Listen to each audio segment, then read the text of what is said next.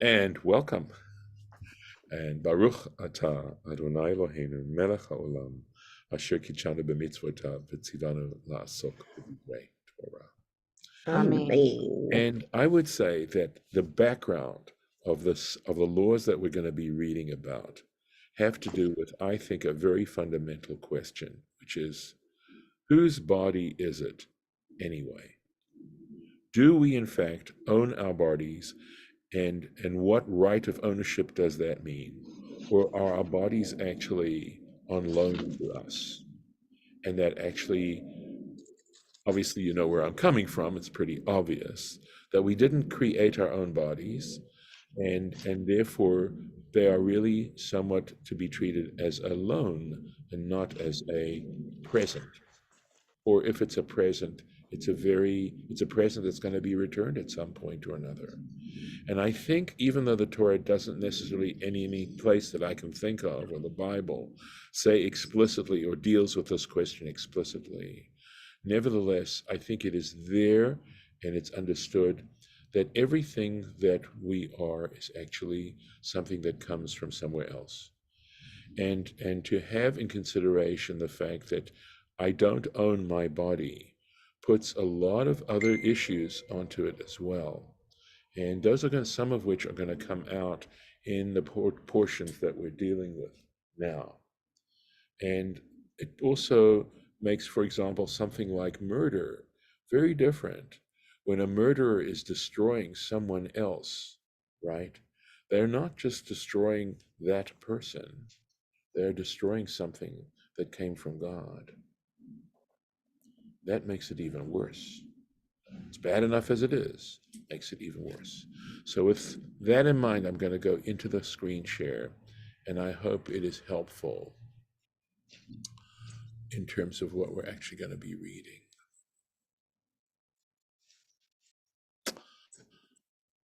Just wait a second while you can see it, and now you can.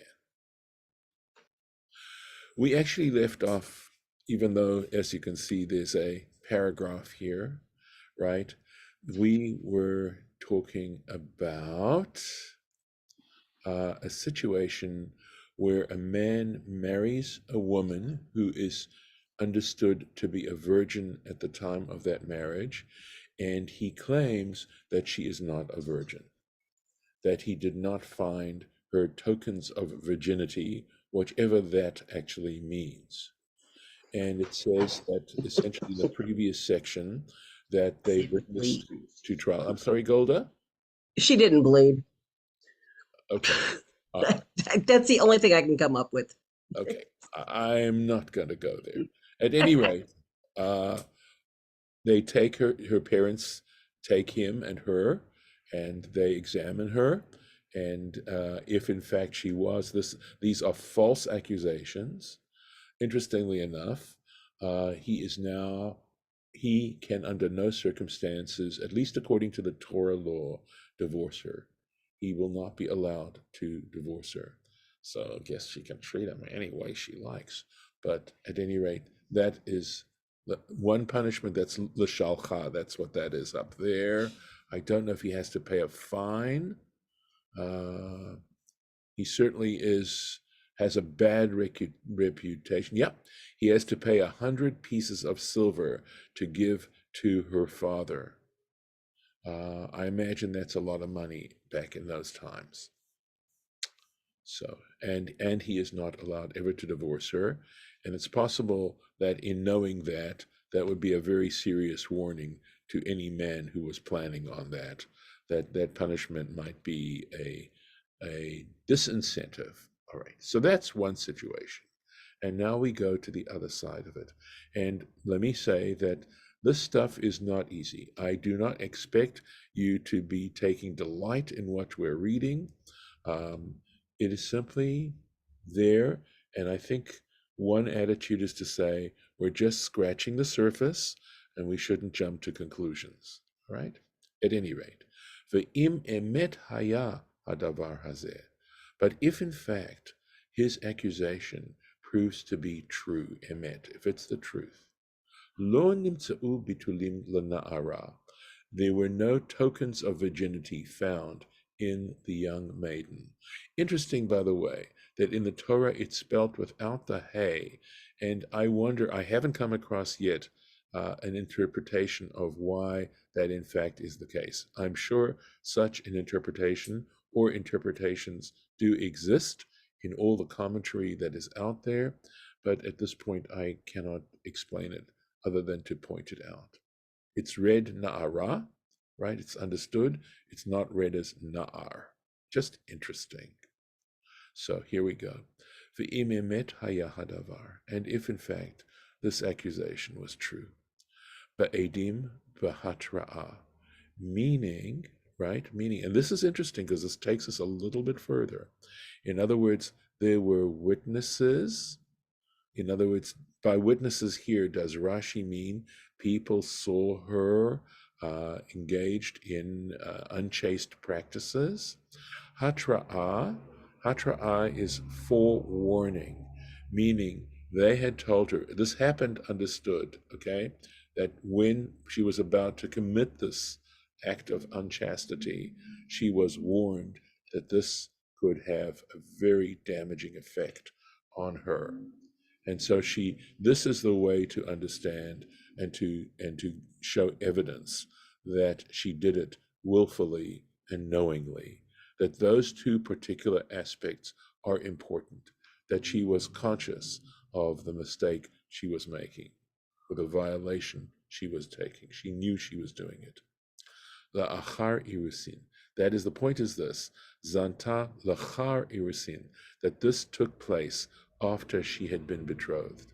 So in other words, a man had proposed to a woman, the woman had agreed to become his wife, right? They had not actually gone through the marriage as yet, but she was in a state of betrothal, and she went and she had relations with another man. So giving you a picture of what's going on here. V'hotzi'u et, okay, they shall take out hana'ara el petach beit aviha, they should take the maiden to the entrance of her father's house, hear me out, uskaluha, and stone her, anshe ira ba'avanim v'ameta, that is to say, the men of her town should stone her with stones to death. V'ameta. Keep going. Ki asta nevala, because she has practiced obscenity by Yisrael in Israel. Liznot beit aviha. Rashi is going, even though it says, the Hebrew is just really tortured here. Liznot is clearly a verb, right? So I'm translating it to act as a prostitute. Beit aviha, her father's house. In other words, the Hebrew almost sounds like to turn her father's house into prostitution. But Rashi tells us we need to understand it as simply as to act as a prostitute in her father's house. Well, because being betrothed, she would still be in a situation of under in her father's domain, which is going to actually show that the possible application of this law is very limited. Uvi'arta hara mikibecha, so that you should sweep away, utterly remove. That's what the vi'arta, it's actually related to a verb that also means to burn out, right? Cauterize the wickedness from your midst. So we know that one of the things that Micah says God requires of us is hatznea lechet, which means walking modestly. That the idea of being chaste, of being modest in our intimate relations is something clearly that the Torah is saying is an important issue. And we're back into that issue of the Torah, that the subtext of the Torah is doing what doesn't come naturally. So this is a very clear example, at least certainly in our present society, of such behavior. But again, I believe it's really reflective of an attitude that says, my body doesn't belong to me. I don't own my body. I'm responsible for my body. And that's different. So I said that what happens is that in the course of discussing these things, and the fact that it says na'ara and not isha, right? Or katana. So there are three stages in the development, in the legal development, should I say, of a woman. And of course, there's a lot of ink spilled into the actual application of this, but essentially from the year from birth until I believe it is 12, the age of 12, a woman is considered a minor. If I'm not mistaken now, because it's been a while since I've said it, David, I'll recognize you in just 2 seconds, but keep your hand up, it's fine.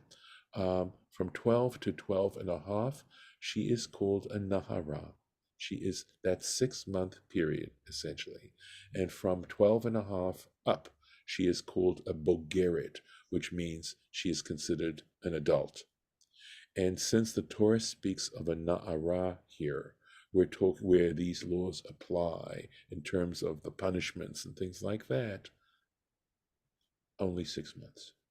And it's possible that the halacha considers that past the age of 12 and a half, as a Bogeret, there is not to be expected these signs of betulim. They're not expected. David, let me recognize you. Yeah, so I was going to say in this whole thing, though, the man gets off scot-free.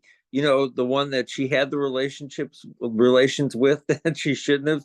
She gets stoned to death, but the guy gets off scot-free. Is that what happens? No, I would not say that.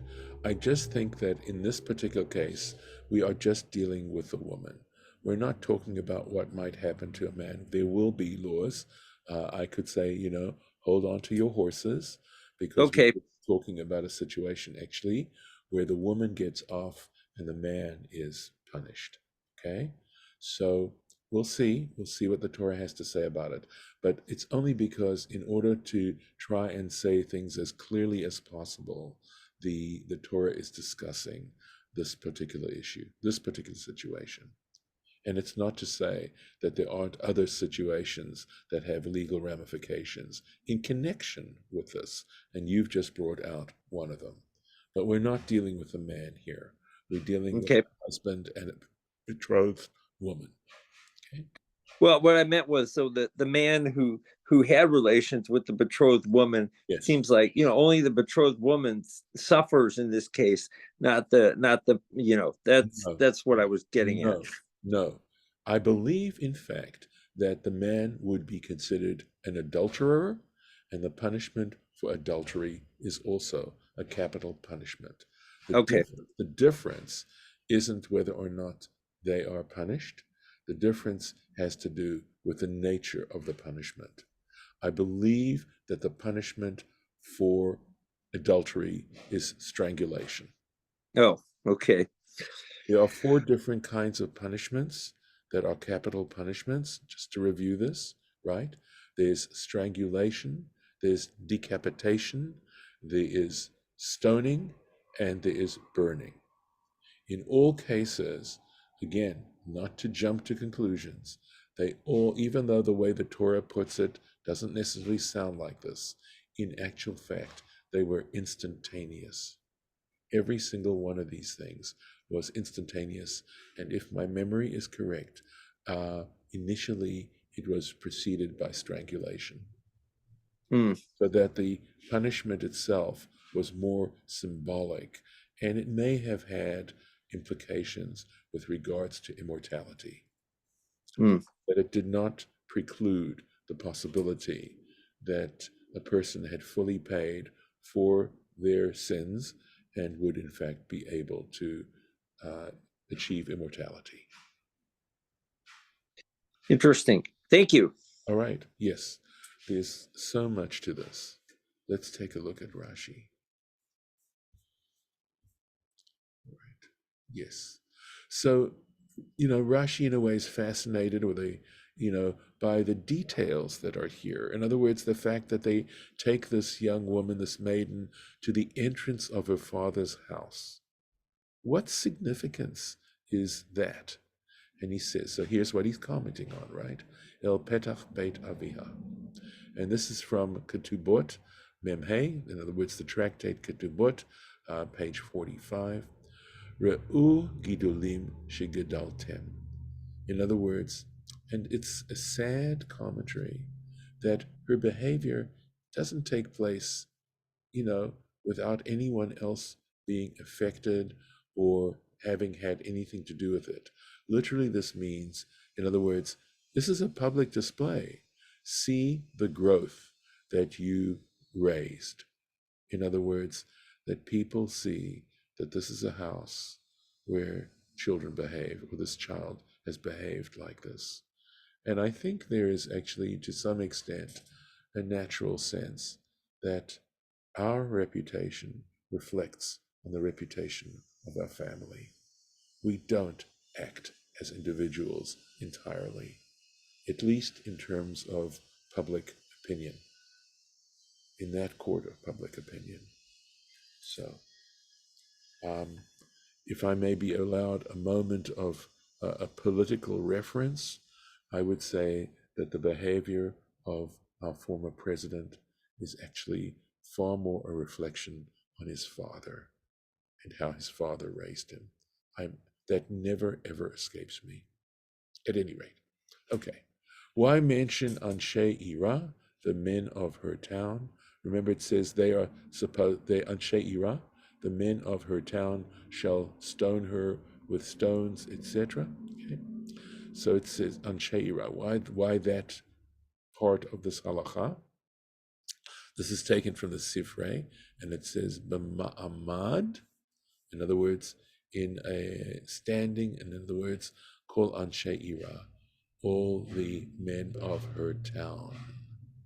So I believe when I looked at the Sefaria, and Lauren, you may have something else in your translation here, that presumably it usually is, because there are other places which say the hand of the witnesses shall act first.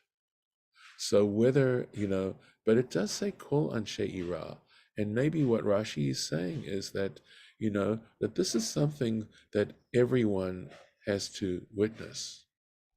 Lis not bnei aviha, and he says kamo beveit aviha, right there, right. In other words, to act as a prostitute in her father's house. Well, that's also part of the idea of a na'ara, because bogeret, right, somebody who is older than a na'ara, more than 12 and a half, is no longer, in a sense, beveit aviha. We'll take a little bit more, since I don't see any hands raised. But this is a new idea now, so perhaps this is a good place to stop for today. I think I will, because this is a new, same general subject, same general topic, but a different circumstance. Okay. Stop the share. Okay. All right.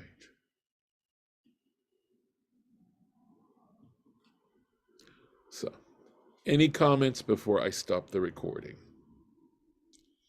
Lauren, I'm sure you have some thoughts, putting you on the spot.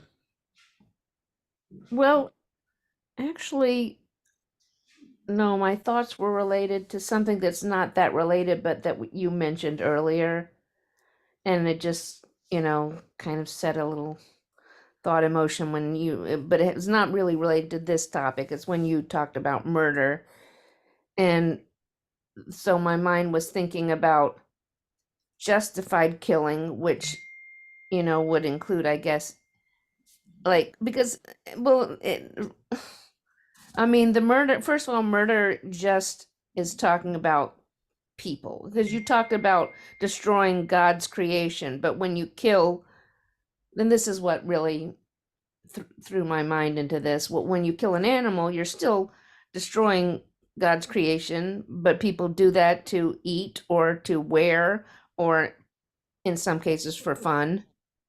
And So, but that doesn't have to be justified because it's an animal, even though it's God's creature.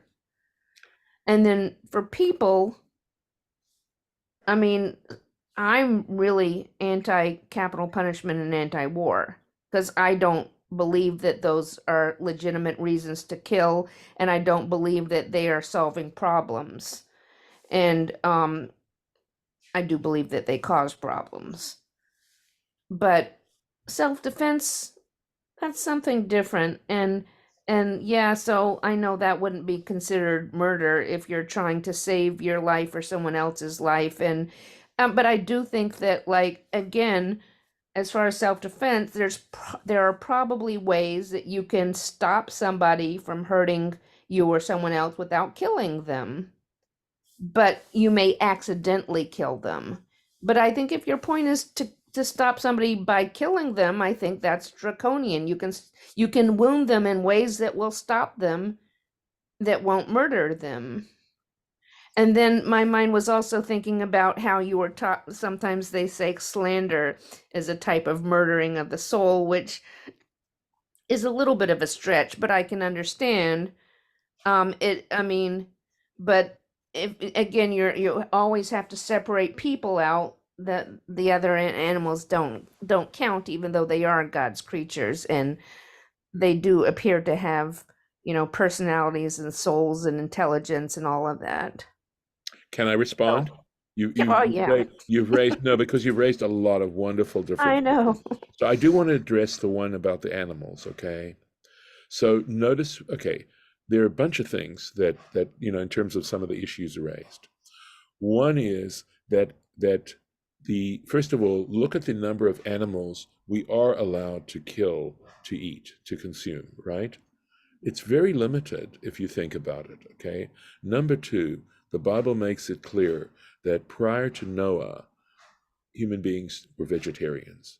They did not have the right. I think your argument is well proposed, that it's still killing a creature of God. And it was only after Noah saved all those animals from death, which is in a sense, and interestingly enough, that it's in the context of a flood, but it's you know naval law, right, or maritime law, that if you salvage someone else's boat, it's yours, because the assumption is that boat would have gone. So if you salvage something, it's yours. And human beings, it's very explicit in the Torah that only after Noah saved the animals in the flood that they were permitted to eat meat. But he saved non-kosher animals as well. He's not Jewish, okay? Yes. So he Oh, is. right. But there are the Noahide laws. And by the way, I think exactly speaking to your point, Lauren, is the fact that that Ever min hachai, taking the limb of a living animal so that you can have fresh meat, okay, is forbidden, meaning every human being. The Noahide laws are applied to every human being, okay? So that's part of it. Another point that you are raising is sport killing, right? You know that it is absolutely not part of what is considered a Jewish tradition, and that hunting for sport is not considered appropriate. And not only that, the way in which we have to prepare the animal before we allow it to consume it in order to remove the blood, to make sure, hopefully, that it's killed as painlessly as possible, that you have to raise it yourself. Although when it comes to deer, okay, to deer meat, which is kosher, I'm not sure how exactly. The laws are slightly different there, but we know that with birds, you're not allowed to eat a wild bird. You have to domesticate the bird in order to be allowed to eat it. And I'm not sure if that in fact applies to deer as well. I just don't know. Yeah, go ahead. But the animals don't have to be ritually slaughtered to use their leather or their feathers. That may well be the case. I don't know. I just, I cannot speak with certainty. I know that in order to use, like, the tefillin are made out of leather, okay? The animal actually has to be a kosherly slaughtered, has to be a kosher animal to begin with, and it also has to be slaughtered kosher, and I believe, at what point, I'm not sure, possibly And for when the it's, Torah too, for the of Torah course, scroll too. absolutely, when it's flayed, in other words, prior to its being designated as to be used for tefillin or a sefer Torah, it has to be done intentionally. In other words, the person about to do that has to say, I am flaying this animal, I'm preparing its skin, etc., for the sake of a mitzvah. And it may have to say the specific mitzvah. I'm not sure. These But for the purpose of a jacket or shoes or a I just belt, don't know. Right. I don't think so. I don't think it has to be. That's true. That's a good point that you're making. It may be an exceptional point. Okay. But the idea of not being cruel to an animal when killing it, I think is still very much, I think that comes into under the Aver Min HaChai principle, right? Not to cause the animal to suffer. That is the basic point about that. I'm trying to think. There were some other wonderful issues that you raised, which I believe I could answer, but I didn't make a note of them as you were saying them. So I'm sorry about that. And besides which, it's probably time for us to stop. But if you think about them and if you want to email them to me, I will try and deal with them. But I think they are dealt with in a way that might be more satisfactory. I mean, in general, the idea of, was one other thing. It's actually going to come up. They discuss in the Talmud whether, in order to save another person's life, are you allowed to kill the attacker? Now, allowed to kill the attacker takes into account your point about if you can wound the attacker and prevent that attacker from, pursuing their intent, of course. But the point is that what happens if you have no alternative but to kill the attacker? The fact that the Talmud even raises that as an issue, it's actually going to come up in the context of one of the laws that have to do with a man and a woman, and possible rape and things like that are coming up in a little bit.